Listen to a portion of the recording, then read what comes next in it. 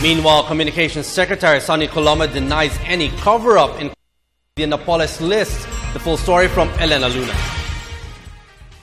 Malacanang expressed respect to the Senate's internal processes as the Blue Ribbon Committee issued a subpoena for Justice Secretary Leila de Lima to submit her Napoles list. PCOO Secretary Herminio Coloma Jr. says the Senate is an independent and co-equal branch of government.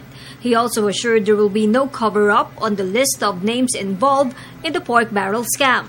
There are now 3 Napoles lists as revealed by the President in a media interview in Myanmar. When the President spoke to media last night, he also cautioned against the possible confusion and misdirection that may be arising from this talk about a list or several lists.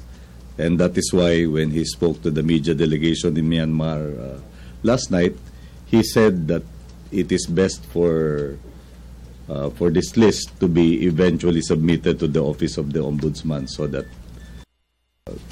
this can be assessed properly and the appropriate action can be taken. There is no cover-up. That is an unfounded allegation.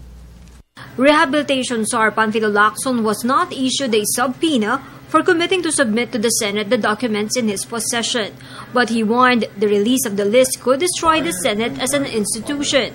Secretary Coloma shared he and Secretary Lacson had a conversation about the issue. Katulad ng pahayag ni Secretary Lacson, naniniwala kami na mahalaga ang integridad ng Senado at Kamara de Representantes bilang mga institusyon ng pamahalaan. Dahil dito, dapat alamin kung mayroong konkretong ebidensya na maaaring maging batayan sa paghaharap ng usapin. There is a possibility that Secretaries Lacson and De Lima may be summoned to testify before the Blue Ribbon Committee. They can be kept from doing so by invoking Executive Order Number 464 as done by previous administration. The palace refuses to answer regulations. We will just wait if there is any such call on the Senate before we comment on anything because that would be purely speculative. For the People's Television, Elena Luna.